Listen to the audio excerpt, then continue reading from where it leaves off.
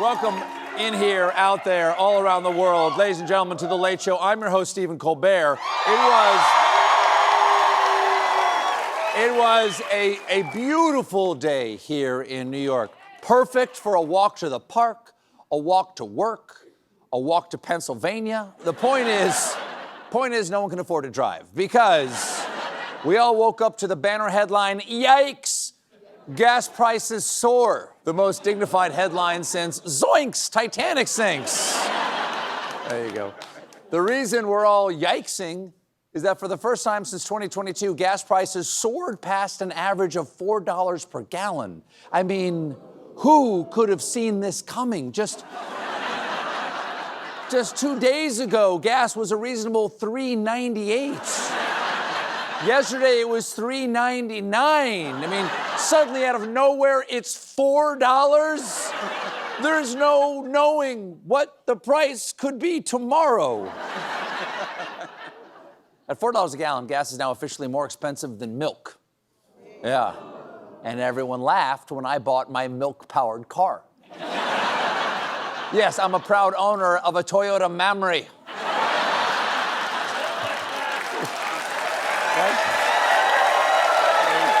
Sorry. Thank you. I know the joke is over. Could you put it back up there for a second, please? So it has... I don't understand why, if it runs on milk, it has udders. So it makes its own fuel. Okay, that makes sense. This is a big change for consumers because the price of a gallon of gas was below $3 a month ago. Now, obviously, we know what happened in the past month that raised prices. ABC canceled The Bachelorette. And in response, Trump attacked Iran. And the fact that Trump is ruining everything all the time has not helped his popularity. According to a new UMass, YouGov, You Spin Me Right Round, Baby Right Round poll, his approval rating has sunk to 33%.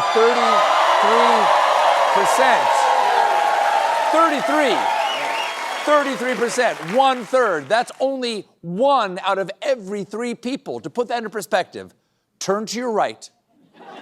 Now turn to your left. Both of those people are more popular than Donald Trump. Trump's popularity, they did it. You all did it. That was lovely. Thank you. Trump's other poll numbers are also pretty rough. On average, 47.2% of Americans strongly disapprove of him, but there are still 22.4% who strongly approve of him. Who are you?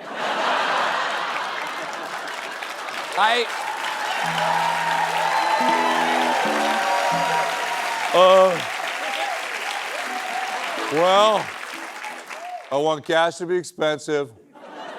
I want the Kennedy Center blowed up. And I know this is a pipe dream, but is there any way that maybe we could get Denmark to hate us? Because I would just love it if the price of licorice went up too. We were backstage going, what does Denmark make? Mermaids? Okay. The high gas prices and poor poll numbers might be spooking Trump because the Wall Street Journal is now reporting that he's willing to end the U.S. military campaign in Iran, even if the Strait of Hormuz remains largely closed.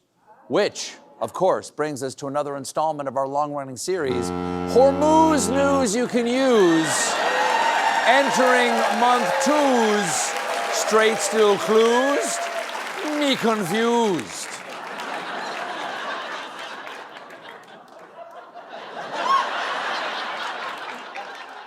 Trump seems to be changing his tune because administration officials determined that a mission to pry open the strait would push the conflict beyond Trump's self-imposed timeline of 4 to 6 weeks. So he's just walking away from the disaster he created because it's too complicated. It's a military strategy known as starting a 1,000-piece jigsaw puzzle.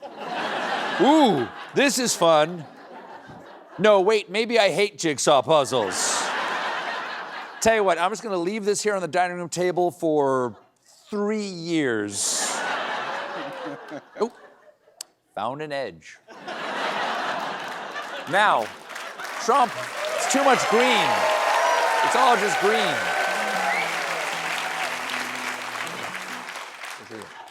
Now, Trump wants to cut and run and pass his problem off to just anybody else. This morning he posted, all of those countries that can't get jet fuel because of the Strait of Hormuz, build up some delayed courage, go to the Strait, and just take it. Iran has been essentially decimated. The hard part is done. Go get your own oil. Yes, no, yes, he's right. The hard part is done. Now go do the harder part. It's like Alexander Graham Bell's famous words, Mr. Watson, come here and invent the telephone. If other countries bail,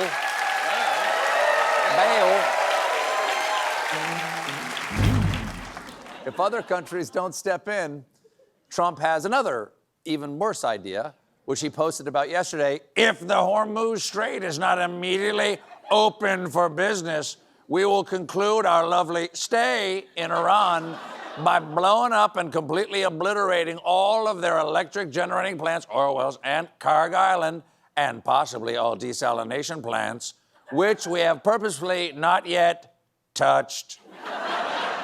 Okay, first off, someone who's mentioned in the Epstein files over 38,000 times should not put quotes around the word touched.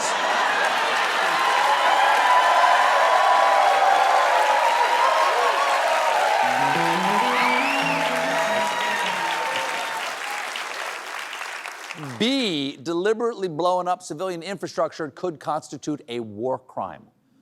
But at this point, I think Trump is hoping to achieve the crime EGOT, which of course is war crime, financial crime, sex crime, and Grammy. To add to the confusion, there was a press conference today from Defense Secretary Pete Hegseth, seen here finding out the Build-A-Bear workshop does not have a full bar. Hegseth tried to clear things up about where we go from here. If Iran is wise, they will cut a deal. This new regime, because regime change has occurred, should be wiser than the last. Should they? Should they be? Because the guy we're negotiating with is the son of the Ayatollah we blew up. Not necessarily the best opening offer. It's like that famous scene from The Princess Bride. My name is Inigo Montoya. You killed my father. Prepare to negotiate. Hegseth, he's so good. Man. He's so good. He's so good. He's the best. Yep. Mandy. But our Secretary of War Crimes explained why it's okay to blow stuff up. Because God likes it. Because here he is last week at the Pentagon praying. Let every round find its mark against the enemies of righteousness and our great nation.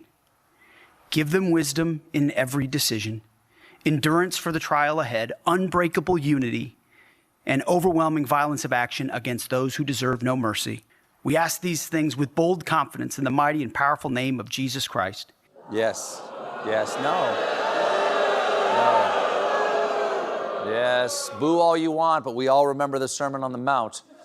When Jesus said, to him who strikes you on the one cheek, ask, do you know where you are? You're in the jungle, baby. You're gonna die.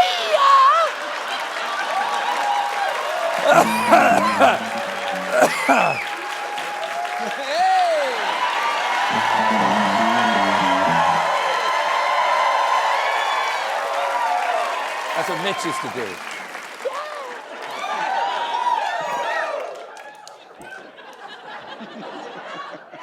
I don't know what in the blue-eyed, blonde baby Jesus Hegseth is talking about, because that is not the Jesus I was raised with, and it's not the Jesus the Pope was raised with either, because on Palm Sunday, Pope Leo responded, brothers and sisters, this is our God. Jesus, King of Peace, who rejects war, whom no one can use to justify war. He does not listen to the prayers of those who wage war, but rejects them, saying, even though you make many prayers, I will not listen. Your hands are full of blood.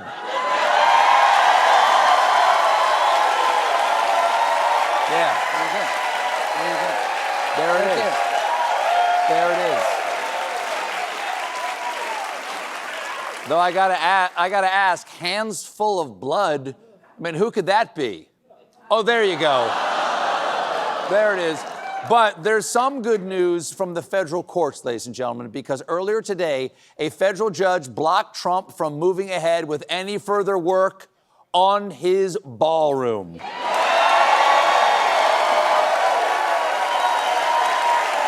Yep.